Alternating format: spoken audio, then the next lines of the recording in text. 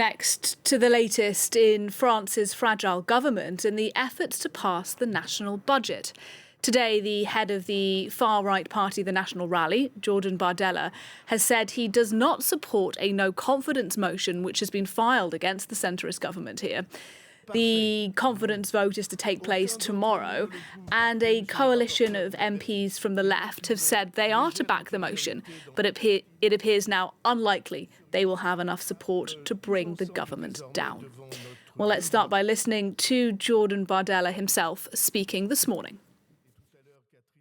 I think this could change tomorrow, and it wasn't the case before. But right now, the French people wouldn't benefit from more instability, which could have bigger consequences for the economy than the last no-confidence vote in the government in December.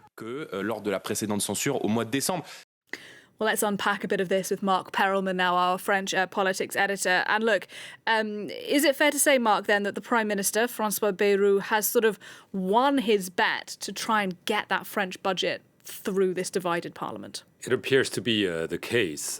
Several days ago, there were lots of worrying signs that he might face the same fate as his predecessor, Michel Barnier, and being pushed out by a motion of no confidence. This has changed drastically since yesterday because basically two of the parties that could have changed the balance of things in the parliament have said they would not join a motion of no confidence. First and foremost, the Socialist Party. They only have 66 MPs out of 577, but they're a key component because they are part of the leftist alliance, the New Popular Front, that voted a motion of no confidence. All the other components of that alliance have said they would do so again. However, yesterday the Socialists have said we will not do so because even though this is not our budget, this is an austerity budget, we don't like it, we think France needs a budget. We're already in February. France doesn't have a budget.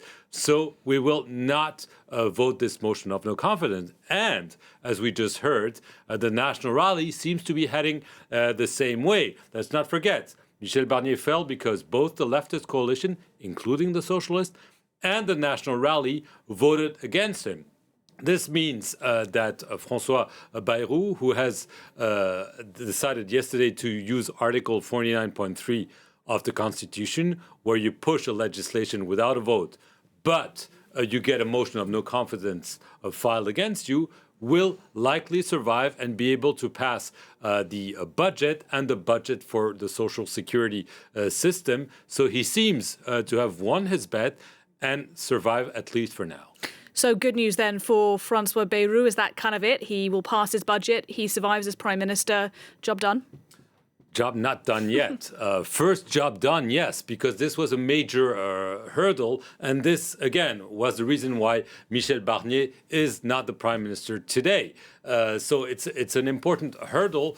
Let's say, you hear the Socialists, the National Rally saying, we don't want instability. France needs stability because the weeks have passed, and without a budget, clearly, in addition to pressure from Brussels, from the financial market, they are also hearing complaints from their constituents. They are very worried about jobs and so on. And so this is also why they've probably changed tack and are giving some breathing room to Francois Bayrou. He has already said, once this is done, I will continue to push through legislation in Parliament, make the necessary reform, cut spending especially, but also work on other issues because he said the debates have been solely focused on the budget. There are many other issues, education, health, immigration that he wants to tackle. And he now believes he has some momentum. However, this is still very fragile. He doesn't have a majority.